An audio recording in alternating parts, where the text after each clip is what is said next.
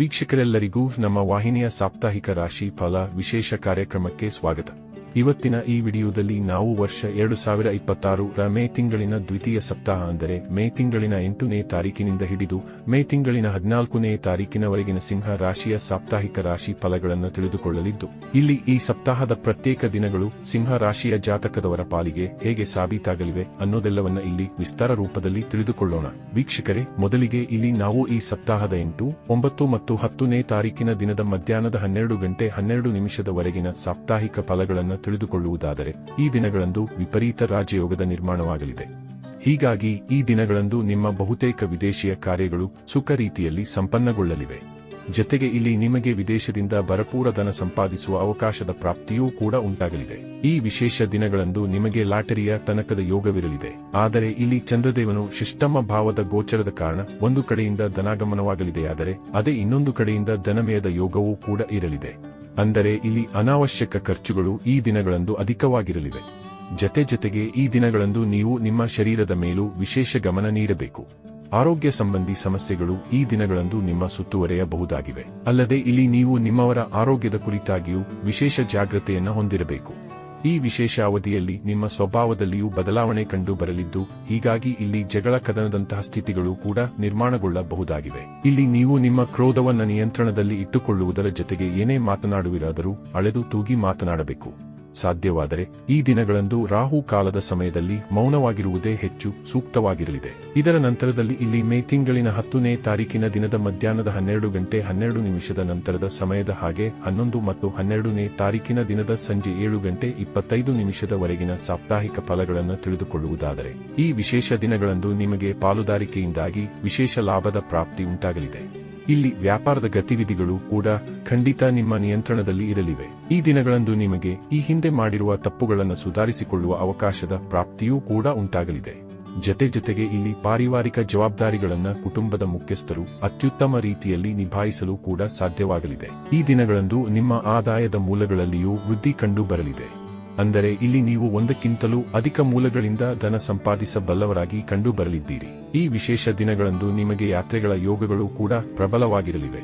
ಇಲ್ಲಿ ನೀವು ನಿಮ್ಮ ವೈಯಕ್ತಿಕ ಮತ್ತು ವೃತ್ತಿ ಬದುಕಿಗೆ ಸಂಬಂಧಿಸಿದ 2 ಯಾತ್ರೆಗಳನ್ನು ನಿರ್ವಿಘ್ನವಾಗಿ ಪೂರೈಸಲಿದ್ದೀರಿ.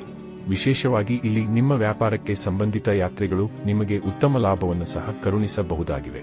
ಹಾಗೆ ಈ ದಿನಗಳು ಮ್ಯಾರಿಡ್ ಲೈಫ್ ಸಂಬಂಧವು ಅತ್ಯಧಿಕ ಉಪಯುಕ್ತವಾಗಿರಲಿದ್ದು, ಇಲ್ಲಿ ನಿಮ್ಮ ಸಂಬಂಧಗಳಲ್ಲಿ ಮಧುರತೆಯ ಅನುಭೂತಿ ಉಂಟಾಗಲಿದೆ. ವಿಶೇಷವಾಗಿ ಈ ದಿನಗಳಂದು ನಿಮಗೆ ನಿಮ್ಮ ಸಂಗಾತಿಯ ಭರಪೂರ ಸಹಕಾರದ ಪ್ರಾಪ್ತಿಯೂ ಕೂಡ ಉಂಟಾಗಲಿದ್ದು, ಹೀಗಾಗಿ ಇಲ್ಲಿ ನೀವು ಮಾನಸಿಕ ರೂಪದಲ್ಲಿ ಸಾಕಷ್ಟು ಸದೃಢವಾಗಿ ಕಂಡು ಬರಲಿದ್ದೀರಿ. ಇಲ್ಲಿ ಅವಿವಾಹಿತ ಜಾತಕದವರ ಪಾಲಿಗೂ ಸಮಯ ವಿಶೇಷವಾಗಿರಲಿದ್ದು, ಅವಿವಾಹಿತರು ವರ ಕನ್ಯೆಯನ್ನ ನೋಡುವುದ ಅಥವಾ ತೋರಿಸುವ ಪ್ರಕ್ರಿಯೆಗಳನ್ನು ಸಹ ಮಾಡಬಹುದಾಗಿದೆ. ಈ ವಿಶೇಷ ದಿನಗಳಂದು ನಿಮ್ಮ ಲವ್ ರಿಲೇಶನ್ಶಿಪ್ ಕೂಡ ಖಂಡಿತ ಸುಖದ ರೀತಿಯ ಫಲಗಳನ್ನು ಹೊಂದಿರಲಿದೆ.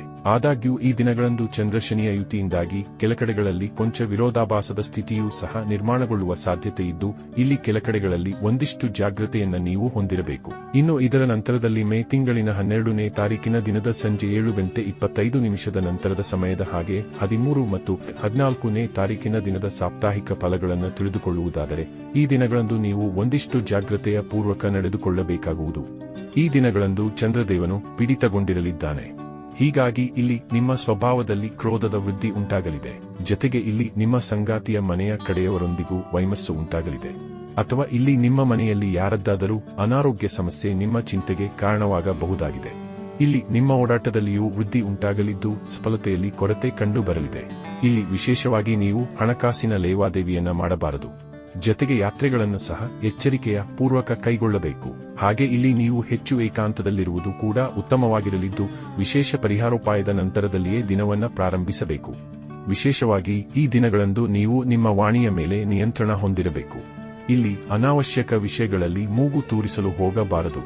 ಅಲ್ಲದೆ ಇಲ್ಲಿ ಹೊಸ ಯೋಜನೆಗಳ ಪ್ರಾರಂಭಕ್ಕೂ ಮುನ್ನ ಗುರು ಹಿರಿಯರ ಸಲಹೆ ಸೂಚನೆ ಪಡೆದುಕೊಂಡು ಮುನ್ನಡೆಯಬೇಕು. ಇಲ್ಲಿ ಪರಿವಾರದ ಸದಸ್ಯರೊಂದಿಗೆ ನೀವು ಹೆಚ್ಚು ಸಾಮರಸ್ಯ ಹೊಂದಿರಲು ಪ್ರಯತ್ನಿಸಬೇಕು.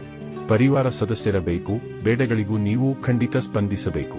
ಇದರಿಂದಾಗಿ ಪರಿವಾರದಲ್ಲಿ ಇರುವ ಭಿನ್ನಾಭಿಪ್ರಾಯಗಳು ಶಮನಗೊಳ್ಳುವುದರೊಂದಿಗೆ ಏಕತೆ ಕಂಡು ಬರಬಹುದಾಗಿದೆ. ಒಟ್ಟಾರೆಯಾಗಿ ಇಲ್ಲಿ ಮೇ ತಿಂಗಳಿನ ದ್ವಿತೀಯ ಸಪ್ತಾಹವು ಎಂದಿನಂತೆ ಒಂದಿಷ್ಟು ಕಡೆಗಳಲ್ಲಿ ಶುಭ ಫಲಗಳನ್ನು ಹಾಗೆ ಒಂದಿಷ್ಟು ಕಡೆಗಳಲ್ಲಿ ಮಿಶ್ರ ಫಲಗಳನ್ನು ಹೊಂದಿರಲಿದ್ದು, ಹೀಗಾಗಿ ಇಲ್ಲಿ ನೀವು ಸಮಯಕ್ಕನುಗುಣವಾಗಿ ನಿಮ್ಮ ದಿನಚರಿಯನ್ನು ಸರಿದೂಗಿಸಿಕೊಂಡು ಮುನ್ನಡೆಯಬೇಕು. ವೀಕ್ಷಕರೇ, ವರ್ಷ 2026ರ ಮೇ ತಿಂಗಳಿನ ದ್ವಿತೀಯ ಸಪ್ತಾಹದ ಸಾಪ್ತಾಹಿಕ ರಾಶಿ ಫಲಗಳ ಸಂಪೂರ್ಣ ಮಾಹಿತಿ ಇದಾಗಿದ್ದು, ಈ ಮಾಹಿತಿ ನಿಮಗೆ ಇಷ್ಟವಾದರೆ ವಿಡಿಯೋವನ್ನು ಲೈಕ್ ಮತ್ತು ಶೇರ್ ಮಾಡಿ.